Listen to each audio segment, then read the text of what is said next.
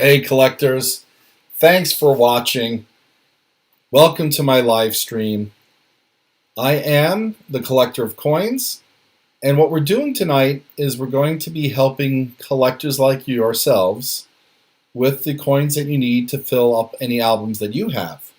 I have tons of coins of all different denominations and different years and mint marks, and who knows, if you ask for something you're looking for and need for your album, I might have it, and then it could be yours.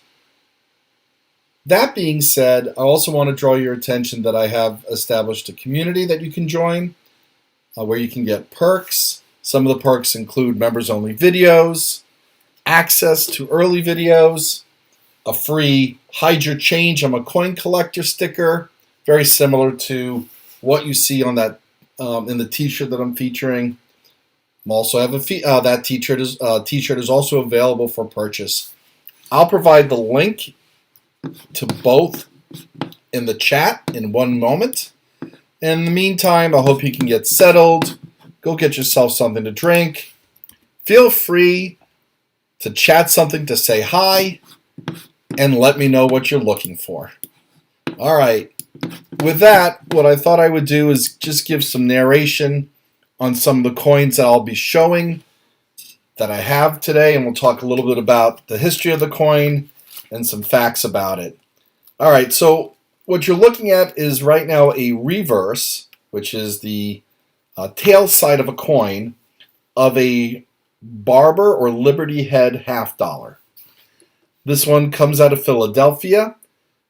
And how do we know this? Well, the Barber $50 or the Barber series, the mint mark would be below the tail feathers of that eagle. And that eagle is holding arrows, and I believe it's an olive branch. It was designed by Charles E. Barber, and these were produced between 1892 and 1915. We could take a look at the obverse, which is the face side of the coin. And what you can see here is that this one is dated 1908. We got a little bit of ding to the rim. This is a 90% silver coin, 10% copper, as is the alloy. And, these were minted in Philadelphia, Denver, New Orleans, and San Francisco. And it's 12.5 grams. This one, it would be graded in good condition, and we know this because across the headband, and you can't see it because it's worn off. Let me see if I can point to it here. So right here, there would be in very small letters, Liberty written. And with the Liberty worn off of that headband, but the fact that the date and the legends include things like In God We Trust, United States of America, $50, E Pluribus Unum, all that is legible. So this coin grades in good condition, and I'm basing that off of the Red Book. And the 1908 $50, this Barber dollar, in good for condition, would sell for about $15. Maybe you need this for your collection. All right, let's see what else we have tonight. So we're starting with $50. Let me pull out another $50 here. I'll pull out another Barber. Same condition. This one is from 1907. For the most part, this would be considered, you can see the label here, constitutional silver. Unless you're buying it for an album, you might be buying it just for the silver content, which is also worth, I would say, in that $15 range. So both the numismatic value and the silver value pretty similar in terms of what people would be selling this for. Barber dollars were not minted in large numbers. They are very desirable. So that 1907 that I'm showing right now out of Philadelphia, again, there is no mint mark in the back. Only 2.6, just under 2.6 million minted, which is by modern standards a low count. And the 1908 that we had up a few moments ago, even less, 1.3 million, or just slightly over that. So these are uncommon. I wouldn't say they're rare, but I would say they're uncommon. If we compare that to the Walking Liberty $50, and you can see this is the allegorical liberty in a walking position, and this is in uncirculated condition, which this one is not, but if it was, it's just one of the most, I would say, beautiful coins that we made in the United States. I have a silver eagle that uses, this is modern silver bullion, it uses the same design. So you can get what an uncirculated Walking Liberty $50 would look like, even though this one that I'm showing you is effectively a silver bullion round of pure silver. But if we go back to the Walking Liberty $50, this is 12.5 grams as well, 90% silver, minted between 1916 and 1947. So we're getting just between World War I and World War II. And 1916 Philly and 1960 Philly and 1916 San Francisco. 1917 D with the mint mark on the obverse, which would be the face of the coin, and 1917 S mint mark on the obverse are all key dates, including 1919. Less than 1 million were minted of those. This 1918, which is out of Philadelphia, and at that point they moved the mint mark to the reverse in this area over here. There were 6.6 million minted. Again, this one I would say is in good condition. The motto, "In God We Trust," which is right there, is legible, although worn, and pretty much, the skirt, the lines on the skirt here that I showed you in the Silver Eagle are all worn out. So again, this would be known as a slicker because it's been worn smooth, although it's still a significant coin in weight. Not a lot of that has been worn down. Constitutional silver, also known as junk silver. The coin value, and these are very much in demand, are about $18. The price of silver has gone down recently. Silver spot value is probably about 8.5. Again, it depends on what silver closed at today. I didn't look. But most people would be buying this coin at around $15 to $18. The earlier dates command more of a premium, like this one. If we move on to some of the later dates, a bit less so. Like this 1943, where you can see the skirt lines. This does have some luster, although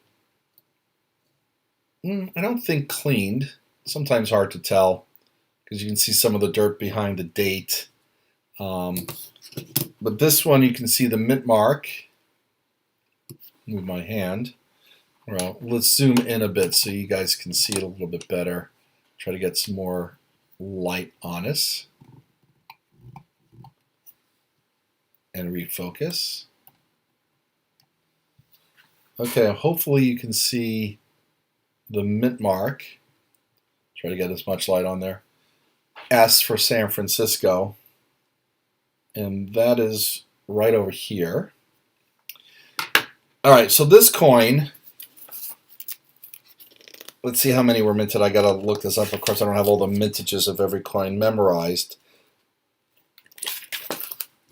This 1943 out of San Francisco, 13.5 million. You know, numismatic value, probably $10 or $11. A bit more than spot silver in this condition. Of course, the higher the condition, the more valuable the coin is. Let's see, we also have a Franklin $50. Actually, we got a couple of these, and this will be fun to show you. So let me scan back out again so that you can see a little more of the coin. Get that in focused. So this is a 1952 from Denver. The mint mark is on the reverse. Above the bell, you can see that little D, almost looking like a circle. That's out of the Denver mint mark, or at least out of Denver mint, I should say. Again, this coin also still constitutes as junk silver or constitutional silver. The coin is worn, as you can see. So in very fine condition, which we'll see what this is in a moment, at least half of the lower and upper lines on the rim of the Liberty Bell are visible. And as you can see, the lines are not visible. So I would place this one at good condition, much like the others.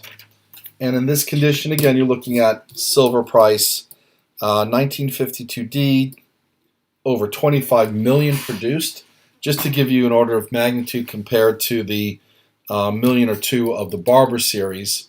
But Franklin $50 were minted between 1948 and 1963.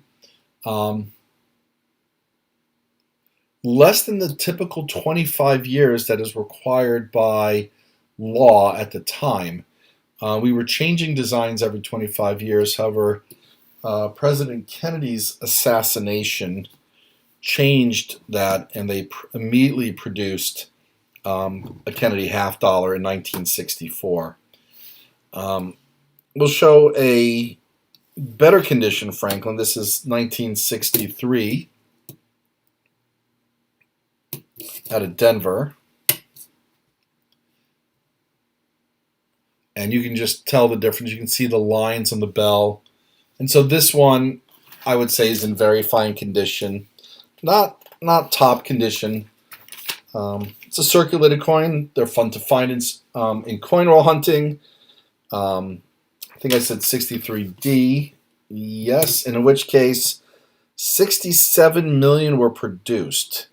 I believe this is the most that were produced in this series was this date. So this is the most common Franklin $50. But you can see the progression in terms of condition. And then, of course, if we go one step higher to proof coins, and this is a proof Franklin. Proof coins are specially minted from highly polished dies, struck, I believe, multiple times so that the detail is stronger. So this is a 1963 proof Franklin dollar. You can see all the details. What collectors look for is something called full bell lines, and you can see some of the bell lines are worn off over here. But it's still a high condition coin, probably, I would say, proof 63 at least, possibly 65. Again, I'm not a professional coin grader. You'd have to send that out, or I'd have to send this out to PCGS or their competitors to get their official opinion. However, this is a much lower minted coin.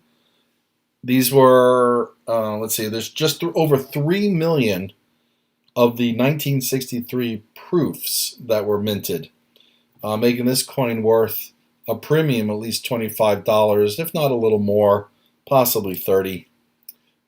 Just a nice coin.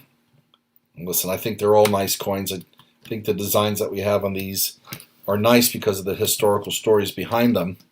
And then we move over to the Kennedy half dollar, which was also 90% silver, only in 1964. I think most people are familiar with these. I think as you can watch on YouTube, there are a lot of people that are doing coin roll hunts of half dollars looking for the 90% silver, such as this 1964 from Philadelphia or Denver. That one's from Philly. But we're also looking for the 40% silver, which are from 1965. This one's 67 specifically, but 40% silver is from 1965 to 1969. So if you need a 1967 for your collection, or the 1968 for your collection, that was minted out of Denver, as what were the 90% silvers for both 68 and 1969. Here's a 69 if you need for your collection. All available. And certainly, if you've been watching any of my coin roll hunting, you'll know that these were picked out of a coin roll hunt. Again, I think some viewers probably do their own coin roll hunting. Some are just collecting. Here is a 1971 proof coin. You can tell by the luster and the fact that it has an S mint mark. And in 1971, the only coins coming out of San Francisco were the proof coins, 3.2 million minted, nicely picked out of circulation. I would say this would probably be a proof 60 because it's seen some wear, but it's still in a high grade. And we have a number of other Franklin halves, including the ones that are not issued for circulation. I got plenty of different dates. If anyone needs them, all you have to do is just give me a chat. I'm going to turn to a Standing Liberty quarter. And I actually have a video on my channel that talks about the Standing Liberty quarter because there was controversy in this one. So yes, we do have allegorical liberty on the obverse of the coin. This one might be one of my favorite coin designs. This specific coin is highly worn. Let me just type a little chat for everyone. If you're watching, please feel free to use the chat to say hi. And of course, I mistyped that hit, so we're going to fix that. But anyway, let me pull out of my own personal collection a graded Standing Liberty. I think we'll show the one that I featured in the other video so that you can get a really good idea of what this coin looks like in a high mint state. So I have a 1929, 2 years after this one. And let me try to reduce some of the glare so that everyone can see this. Let's see here. There we go. So this one has a designation of MS66 at a scale of 70. FH stands for full head. And as you can see, you have a complete head outline, including the cheek and the nose and the eyes of Liberty. But there is a lot of detail on this coin. You can see the chainmail of the on the breast. You can see the skirt lines. You can see details of the shield. All right, so as I was saying, what made this coin controversial is when it came out, the design on the obverse, and by the way, I love this eagle on the reverse. I think it's just one of the more majestic designs that we've featured on certainly at least a quarter, short of the heralded eagle from the early 1800s, or late, 1800 to about 1808, I think. Anyway, so in 1916, 1917, a first variety was minted. 1916 is the rarest one with only 52,000 minted, worth quite a lot of money. But 1917, when they really started production of this, Liberty was bare-breasted, and that created an uproar. This was at the time that we were heading into a more conservative period in the United States. And certainly in the 20s, we entered Prohibition. And so the coin was redesigned in 1917, later on, where they covered the breastplate. They also changed where the pedestal is. So anyway, this was designed by Herman A. McNeil. It was produced between 1916 and 1930, 25 years. What they describe this as is that the left arm of liberty is upraised, and covering a shield. This is like a protective design, but her other hand is holding an olive branch representing peace. And keep in mind, we were, I believe, in the midst or just coming out of World War I. Anyway, I think this is just a gorgeous coin. The Mint created in 2016 a gold version of this at a smaller design. Anyway, I have a couple that are available for sale if you need it for your collection. I am not selling the one I just showed, the graded one. That is in my personal collection for sure. But I do have a couple that are available, like this one from 1927. And then, if you're looking for, hey, John, 1970 uncirculated set for $14. Hey, congrats. Good pickup.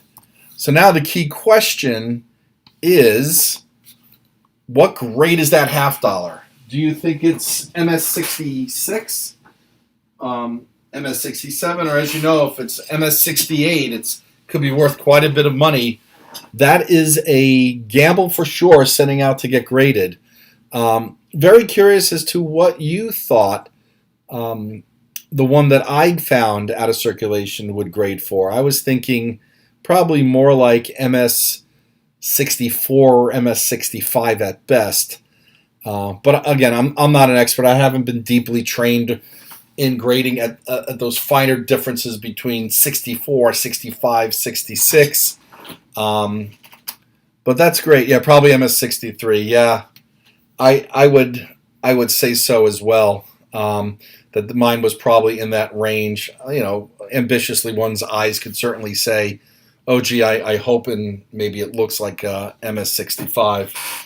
So glad that you can join. I'm basically showing some coins, talking about them. I see that we got a... Yeah, I try to, but then again, even when I'm grading low, I find myself still grading a little high. But, it just takes practice.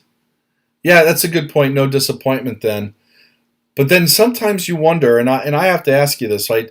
Don't you worry about a missed opportunity? It's like, oh, but if it's really a little bit higher, it's worth a bit more, and therefore it might be worth getting graded.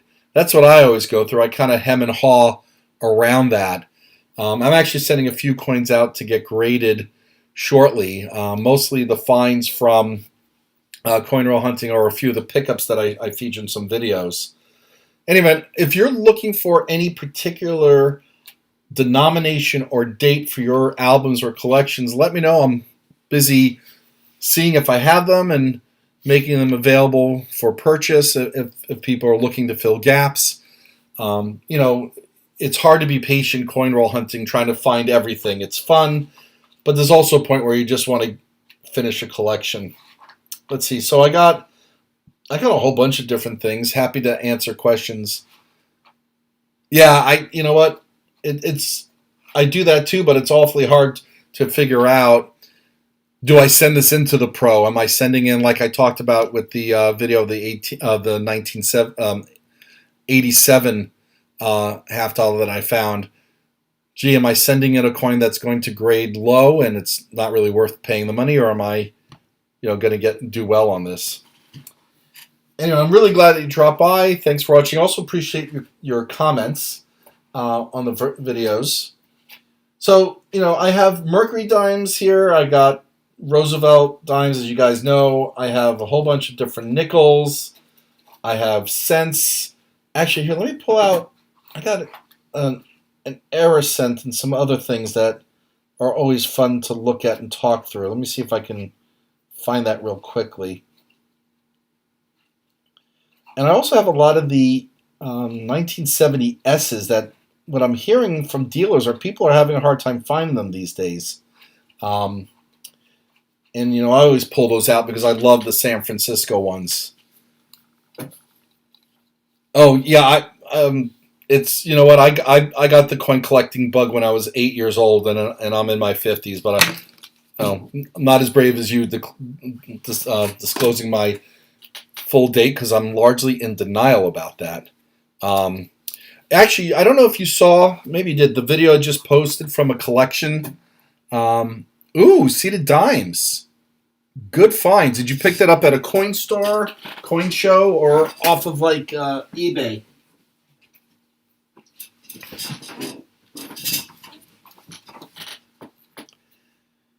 Let's see. Okay, I found the one that I wanted to show.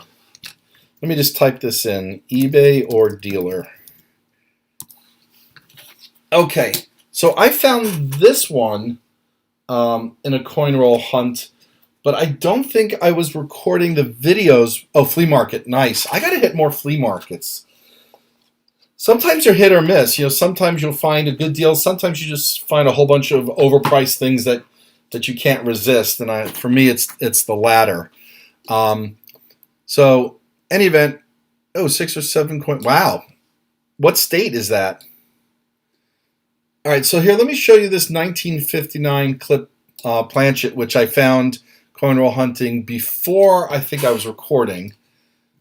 This is actually in a pretty nice shape, pretty nice condition. 1959, you can see quite a lot of details in Lincoln's face and hairline. And if we go look at the reverse, this is the first year of the memorial. Lots of detail on this one. So I would say this is pretty close to uncirculated. Pennsylvania, Fayetteville. I'm familiar with the flea market in Lambertsville, or right near there. I think it's called the Rice Market. Maybe that's in Fayetteville. Is that the same one? Because I've been to that flea market, which I love. Anyway, take a look at this clipped planchet. I think it's a pretty nice crescent-shaped clip, very clean, really great example. I think this is just a neat coin. I'm not big on error collecting, so I have enough coin interests. So happy to pass this along, sell it to someone who's interested in it. I think we can do that through a super chat or some other way. But I also have, let me see if I can pull these out here. Kind of dropped a bunch. They're all in flips, so none of them damaged, but I dropped what I was going to show, and now I got to find it again. But I have a couple of the wide AM. Here we go. So I found these coin roll hunting. Don't know how many people have found them themselves. These were fun, cool finds. So this is a 2000 wide AM.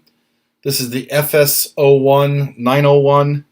So if we take a look at the reverse, you can see the fairly large space between the A and M, which in 2000, they were very close together.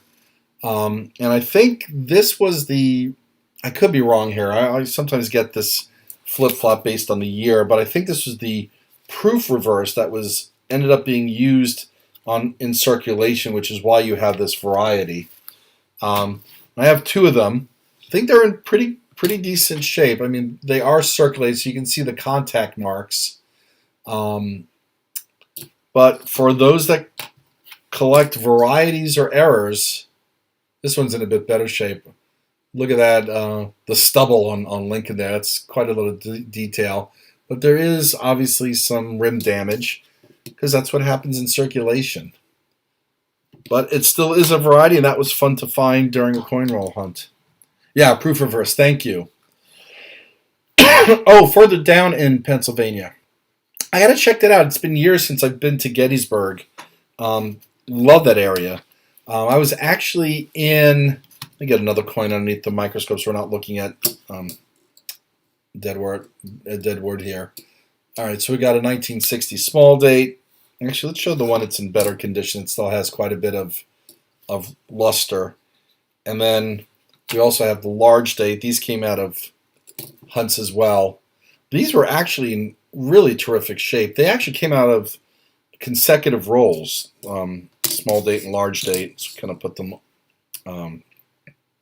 next to each other. Anyway, what I was saying is that I had gone to Pennsylvania recently to Ephrata, where there is a phenomenal farmers market called the Green Dragon. It's an Amish farmers market, and there are quite a number, not a lot, but there are a few coin dealers there. And that was sort of my references. Sometimes, you're going to find things that are a little overpriced, but they're hard to resist if you want the coin and need the coin. Let me see what else I have here that's worth talking about. I'm not personally a big fan of the Lincoln cents. They've been produced for so long, and frankly, I don't find the design all that appealing. I like the wheat cents, that's for sure. I think this design, I got a steel cent here, is much more appealing than the memorial one. And again, they changed that. And then we have the 2009 Professional Life, or the commemorative series that has different reverse designs. But in terms of small cents, the only one that I really like are the Flying Eagle ones, which I tell you, I mean, if you find them in coin roll hunting, I think you've pretty much struck gold, because those are I would say incredibly scarce or unrealistic to expect to find coin roll hunting, as unlike the Indian cents, which you can definitely find. I mean, the Flying Eagle small cent. Excuse me. I should probably get some water since I'm talking so much. First minted in 1856, last minted in 1858. They only minted, I think, proofs that first year, which they were, something like 1,000 to 1,500. So that is incredibly rare. Unlikely that you're going to find that in circulation. But so there are 2 years that were minted in circulation, 1857 and 58. You're not going to find those most common. So found a 1920 P. Weedy and a 57 Blazer. Nice. Oh, that's great. Yeah, those are always fun to come by. I just actually picked up a box of pennies. I haven't done a penny hunt in quite a while, because I think for those, if you watch, and John, I know that you watch, I'm trying to complete nickel albums, so I've kind of really focused on those lately. But yeah, I just picked up a box of cents. The enders look, about half of them look circulated, the other half look like they're shield cents. So I don't know if this box is going to be particularly good or if it's going to be dreadful. But I'm going to see if I can hunt that soon. L and S. Yeah, the Flying Eagles. Yeah, those. I'm glad that you agree with me. I do have an album of them. I just don't typically feature it on the channel. I think I have the 7 and 8 too, but I think I have. Oh no, maybe it's the large or small letters. I should probably go get that, because since we're just talking about them. So if you give me a moment, I'm going to go grab that album. It's just in the other room, and I'll keep talking. Hopefully, you guys can hear me as I'm grabbing that album.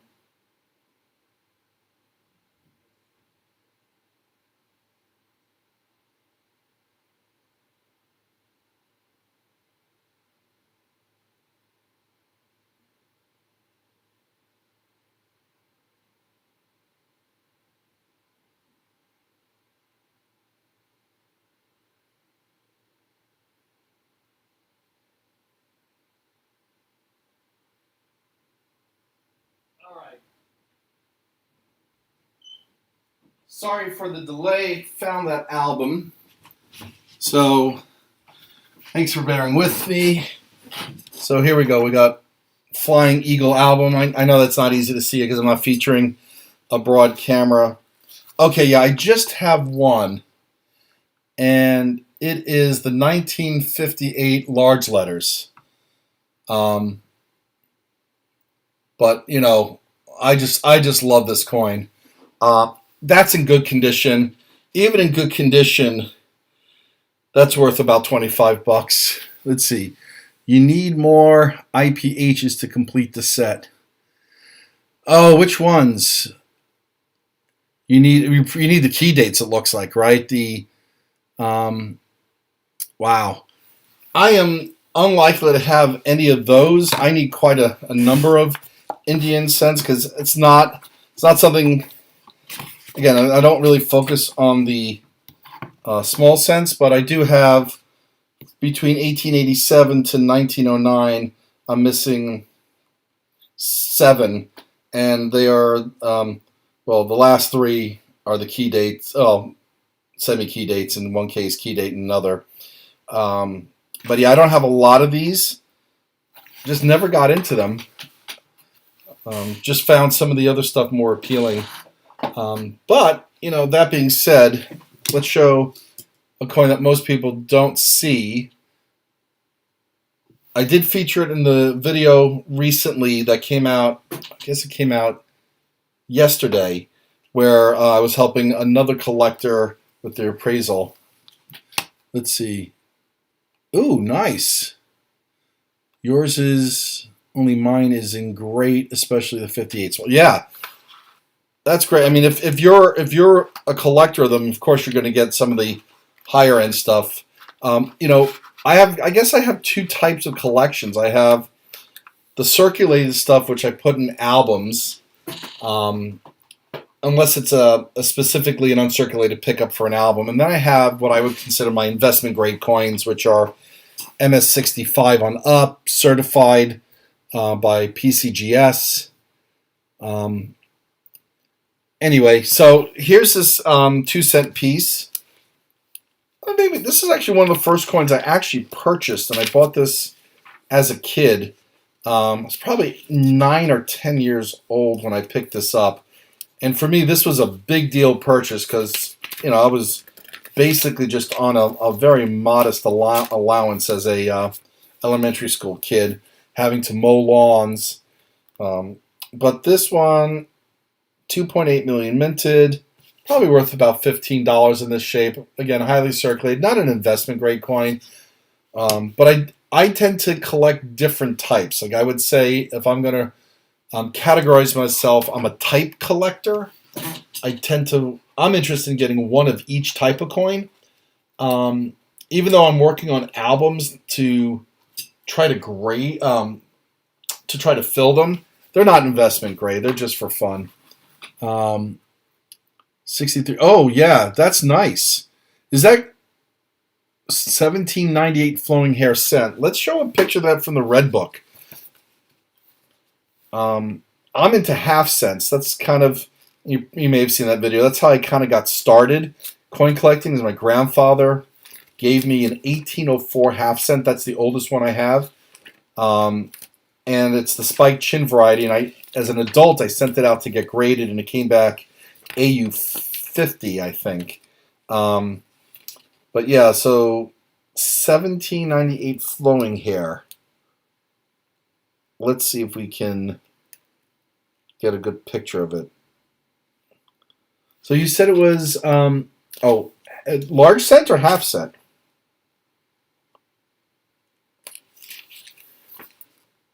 So the flowing hair, I think, was 1793, and then 1798 would be Liberty Cap, as I'm looking in the Red Book. So let's kind of show a picture. There's the cap on a stick of the large cent. Let's show large cents, right? So that's a Liberty Cap, and that's dated afterwards. And then 1798 is categorized as the draped bust, which is maybe one of my favorite designs, and this is the design that was used on the half cent that I was talking about. But I do love the flowing hair. So if that was a typo and you're referring to the 1793 flowing hair, I have to put it under this way. It was also known as the chain cent. I don't think I can get a good shot of an image of it. Here's part of it. It's in the middle of the page, so it's kind of hard to capture. But the flowing hair cent had the chain reverse in 1793, and then a wheat reverse. Maybe this is, I can show it better. Yeah, so here's the flowing hair. Draped, yeah, that's it, the draped bust. Yeah, I love the draped bust design. Let me see if I can go grab mine out real quickly. It's in a case. But I love this coin because, again, this is what started off. Yeah, AU50.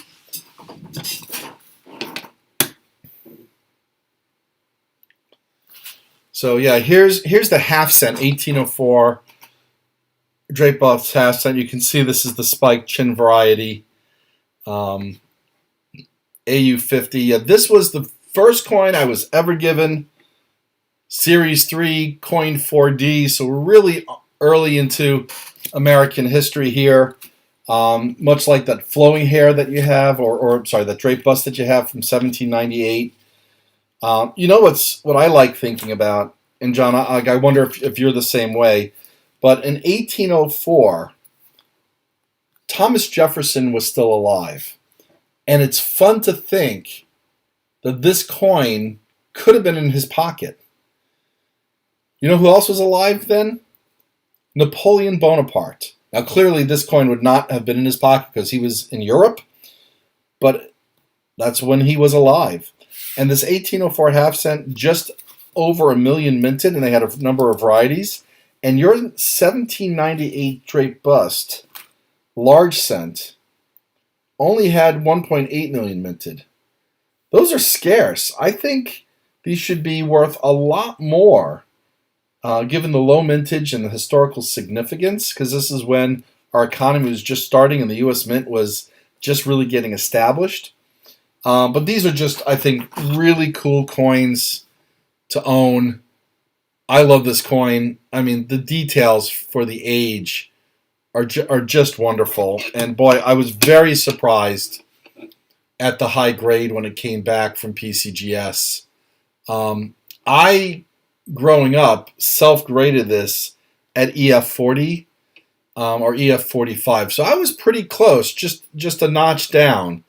But here's a great example where, it was worth sending out because not at the time, but now, the spike chin in EF40 was worth $600, and the AU50, which this is worth $950. And I think at the time that I sent this out, it was probably $300 versus $600. I don't know if anyone watching has checked out my membership perks. I'm hoping you will. There's a link at the top of this chat. But this design that you see on the t-shirt is also available on a round sticker. And that's a freebie if you happen to join my community to give some support. But as I said earlier, if anyone is looking for any particular coin for the collection, if I happen to have it, like this 1934 large motto, George Washington quarter, which is in not bad shape. It's got a nice toning on it. Hey, they're available tonight on this live stream. Off the coast of Africa. Yeah, that's right. He was exiled to the off the coast of Africa. I think it was it Malta? Was he exiled to Malta? I'm trying to remember. I'm much more of an American history buff, but you're right. He was definitely exiled off out of Europe down to Africa for sure. And I'm pretty sure still that half cent I was showing was not down in Africa. My grandfather had it. His family was from England, And he was, well, the rest of his family were born in England. He was born in the United States, first generation America. So I'm wondering how he picked up the coin. I never asked him. And what I don't know is if he bought it for me because I was just showing interest in coin collecting and he handed this to me, or yeah, I'm going to have to look that up on Wikipedia, John. I'm not sure what island, but you might be right. I think maybe it's Saint something or other. So I don't know if he purchased this half cent for me that I was showing earlier, or if he had it. He was a florist, and so he obviously came across a lot of currency when it was used in his store. And he gave me a whole bunch of silver coins when I was a teenager that were just great to have. I mean, they were all circulated much like this quarter, but some of them in really great shape. So I have these available. Napoleon thought the British would send them to the U.S. Yeah, Napoleon was wrong about a lot of stuff. Great military strategist. Took an unnecessary chance to go into Russia. Okay, one of my other favorite coins is this. It's called a half eagle. I'm sure if you're a collector, you know that. This one is graded AU55. I wish I could afford the uncirculated ones, but I got this at an incredible price before gold jumped. And so this coin has more than doubled its value since I acquired it. And I purchased it about 2 years ago. But this is just a pretty design. Again, allegorical liberty. This time in what I heard the phrase was first American, which I like. I like it's not Native American, first American. Hey Zane, hey Zach. I mixed your first and last name there. Thank you for joining. We're just talking coins, and I'm also have coins for if you need them for your collection. Yeah, this one's a beautiful coin. So anyway, so it's allegorical liberty in a first American headdress. But what really does it for me is just the reverse of this coin with that eagle. Absolutely stunning design. Again, one of my favorite designs. Let me say hi, Zach, in the chat as well. Let's see here. Seem to have lost my mouse cursor. Here it is. Hey, Zach. Thanks for joining. So let's take a look at the red book of this. Again, I wish I had every fact on every coin memorized. Just my brain does not work that way. I know a lot of stuff and I've retained a lot, but I mean, there's just so much to know. All right, so let me look up the mintage of this one. I'm even going to have to check the date here. 1914. I got to, of course, find the right page. Hey guys, I don't know if you're interested in that T-shirt that I have featured here. I'll put the link on it.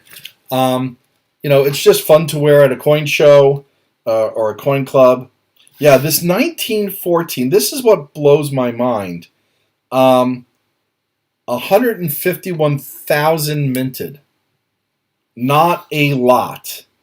And what's odd is that ones that have double the mintage or 3 times the mintage, in some cases the 1910D, which has 2.3 million minted, all pretty much worth the same according to the red book. And that bothers me for some reason. I think the lower mintage, and I know population at a particular grade has a lot to do with this, but personally, I'm not complaining about the value of the coin, but I do think a coin like that with such low mintage should be valued differently than, let's say, a coin with, I don't know, quintuple the mintage. All right, so here's a link to that cool T-shirt if you want to check it out. Lots of different colors and sizes. But yeah, this gold coin, absolutely love. Let's see what else we got here. So, also, what did I pick up? NIFCs. Are you guys finding a lot of NIFCs when you do your $50 hunts? I've come across, with the exception of that one box, just tons. Oh, you're starting your collection over. Why is that, Zach? I hope there isn't a sad story behind that. That'd be dreadful. I would really apologize if you had something like that happen. Let's see. I've taken out a number of these things. Did I have some nickels? Oh, I know. I got let's pull out another half cent.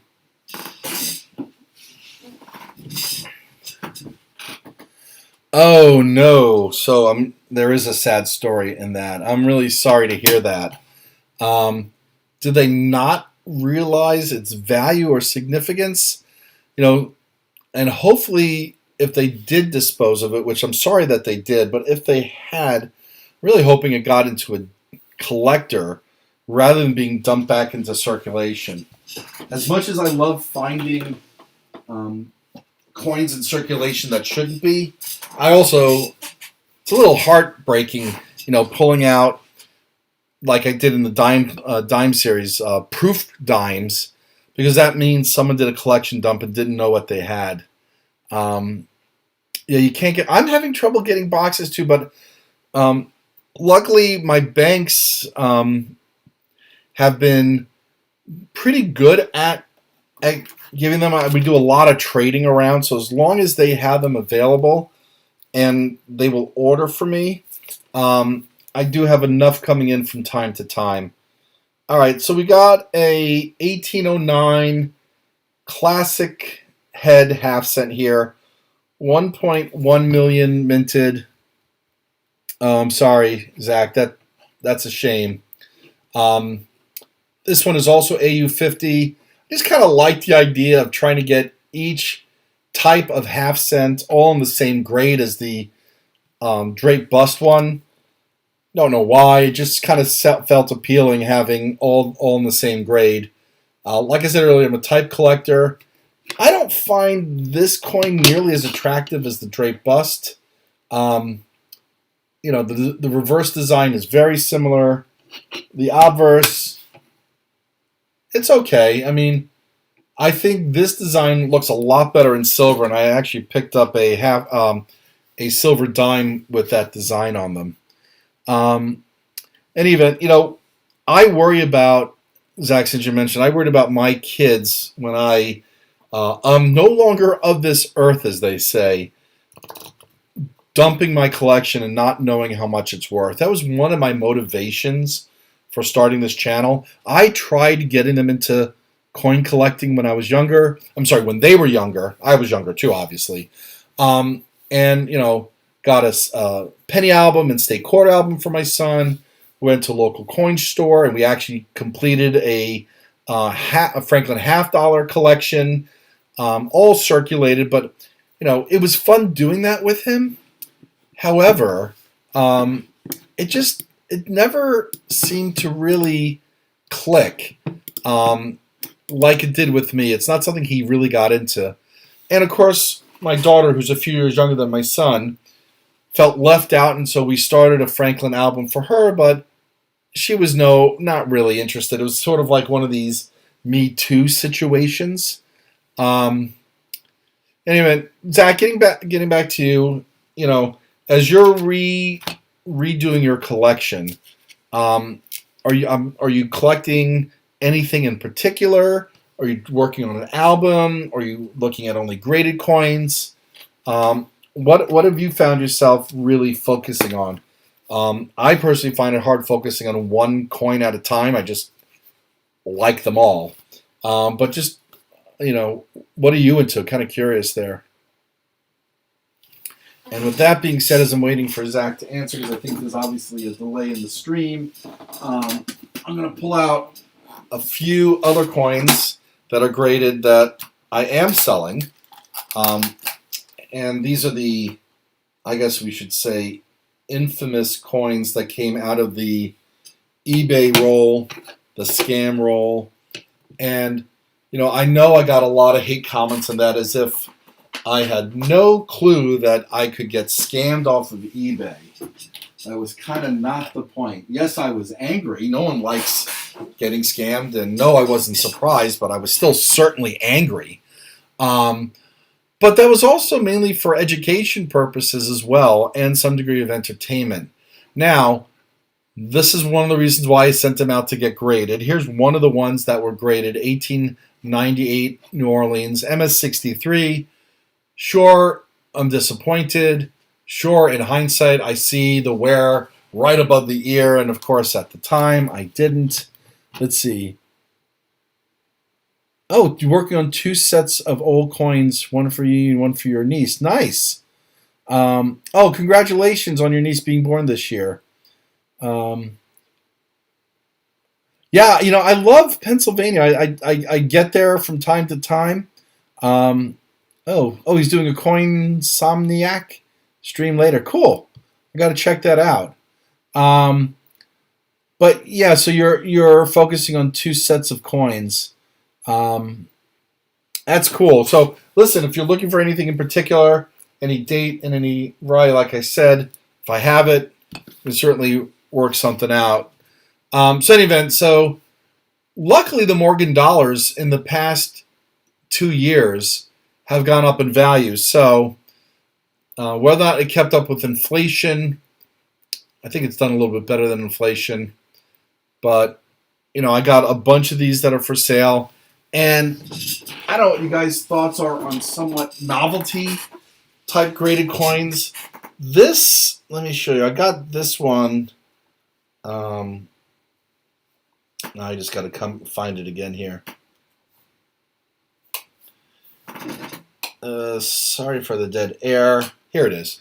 So I got this out of an eBay roll with a lot of Wheaties, and I was very happy with the Wheaties that I found. That was a decent roll for the price that I paid. I don't think I overpaid at all, but this was in it, and I knew this was, I suspected, I should say, to be fair, this was plated, but the detail was pretty good. AU detail. But yeah, I wanted this graded because I think this is a cool novelty. Surface plated. You don't see many surface plated coins.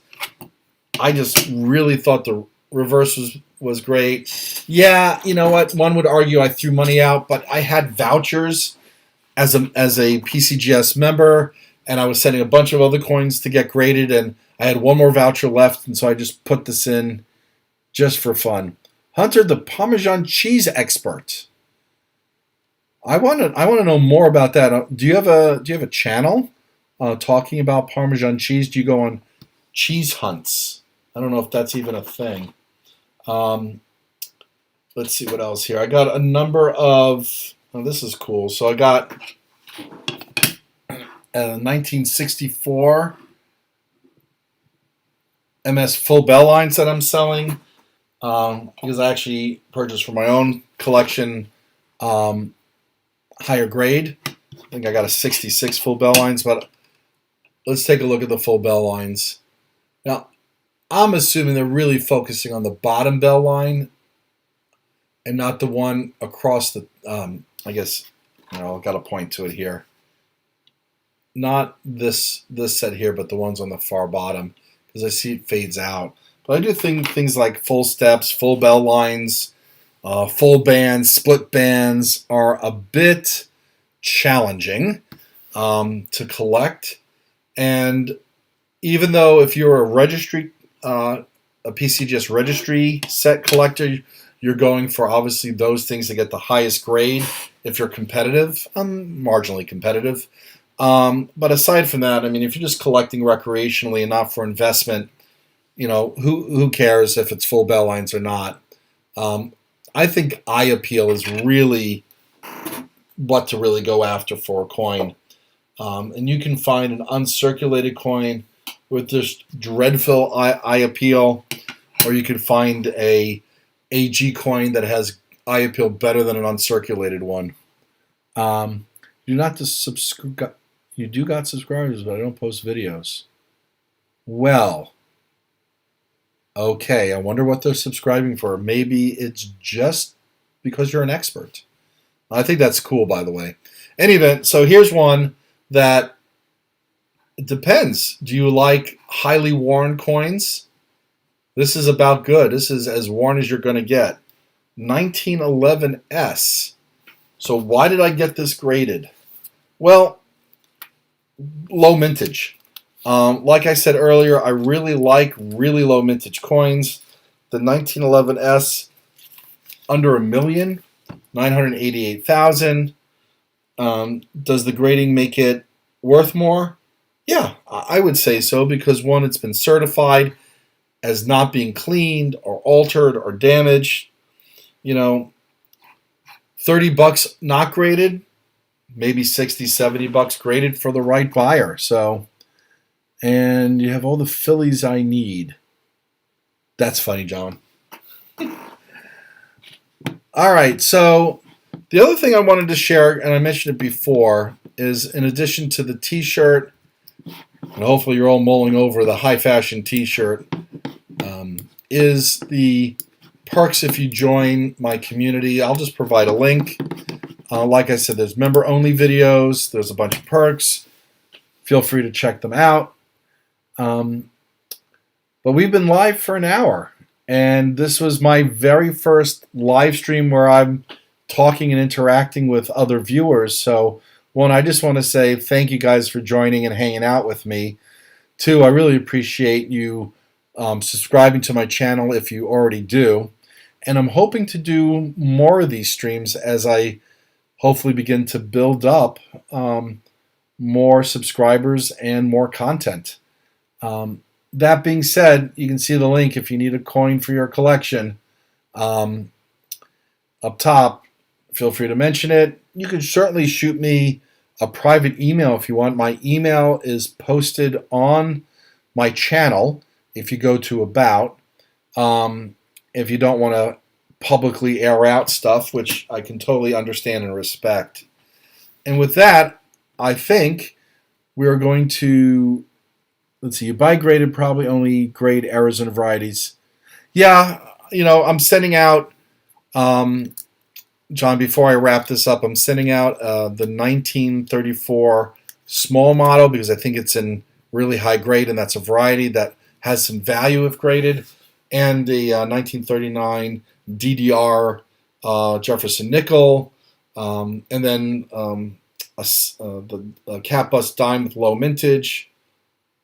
Okay, thank you. 2152. Thank you. Yeah, so I think it's time to buy silver given the price dropping. So anyway, we're going to wrap up the stream. Again, I just want to thank everyone who tuned in and watched. Really appreciate those that chatted. And look out for more streams. I will post a notification while I'm going live. Still sorting out and working through the kinks as to how I'm going to do this. But that being said, I want to wish everyone a good night. And as always, happy collecting.